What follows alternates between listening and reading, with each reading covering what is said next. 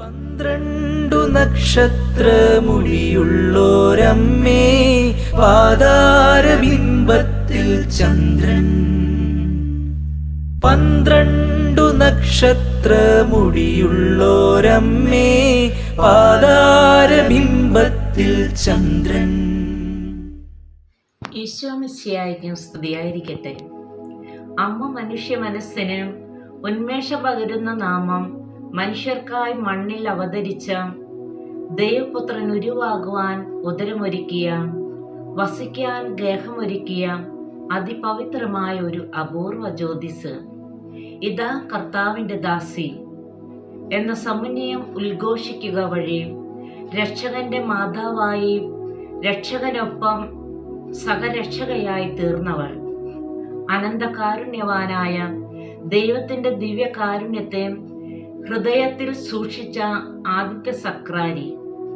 എന്തിനും ഏതിനും സ്വതന്ത്ര ദുർവിനിയോഗം നടത്തുന്ന ഈ കാലഘട്ടത്തിൽ ഇന്നോളം ആർക്കും സ്വന്തം പെറ്റ അമ്മയെ തിരഞ്ഞെടുക്കുവാനുള്ള ഭാഗ്യം ലഭിച്ചിട്ടില്ല. ദൈവപുത്രനായ യേശുക്രിസ്തുവിന് മാത്രമാണ് ആ ഭാഗ്യം ലഭിച്ചത്. പരിശുദ്ധവും പാവനത്വവും നിറഞ്ഞ ഒരു സ്ത്രീയെ, മറിയം എന്ന ഗ്രാമീണ പെൺകുട്ടിയെ ദൈവം തൻ്റെ പുത്രന് മാതാകുവാൻ ഒരുക്കി വെച്ചു.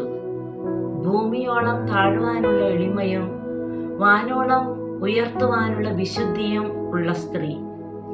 ഒന്ന് വിളിച്ചാൽ നല്ലൊരു കുടുംബിനിയാകാൻ, ഒരു അമ്മയാകാൻ, ഒരു ദൈവപുത്രിയാകാൻ ലോകത്തിലെ ഏതൊരു സ്ത്രീയും ചെയ്യേണ്ട യാത്രയുടെ ദൂരമാണ് മറിയമെന്ന് നമുക്ക് കണ്ടെത്താം. ഒപ്പം മാതാവിൻ്റെ സ്വർഗാരോപണം നമ്മിൽ നിറയ്ക്കുന്ന പ്രതീക്ഷയാണ്. കേവലം ഒരു യഹൂദ പെൺകുട്ടിയും ദൈവപുത്രന്റെ മാതാവായി ജീവിതത്തിൽ ഒരുപാട് സഹിച്ചു വേദനിച്ചു.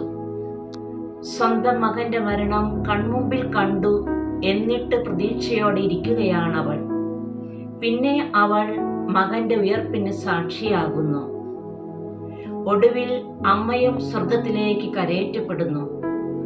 നമ്മുടെ ഒക്കെ കൊച്ചു കൊച്ചു ജീവിതങ്ങൾ ഈ ലോകവാസം കൊണ്ട് തീരുന്നതല്ല, മറിച്ച് ഒരു സ്വർഗരാജ്യം നമുക്കായി കാത്തിരിപ്പുണ്ടെന്ന ശക്തമായ പ്രതീക്ഷ അമ്മയുടെ സ്വർഗാരോപണം നമുക്ക് നൽകുന്നു. 1950 നവംബർ 5-ാം തീയതി 12-ാം പിയൂസ് മാർപ്പാപ്പയാണ് മറിയത്തിന്റെ സ്വർഗാരോപണം വിശ്വാസ സത്യമായി പ്രഖ്യാപിച്ചത്.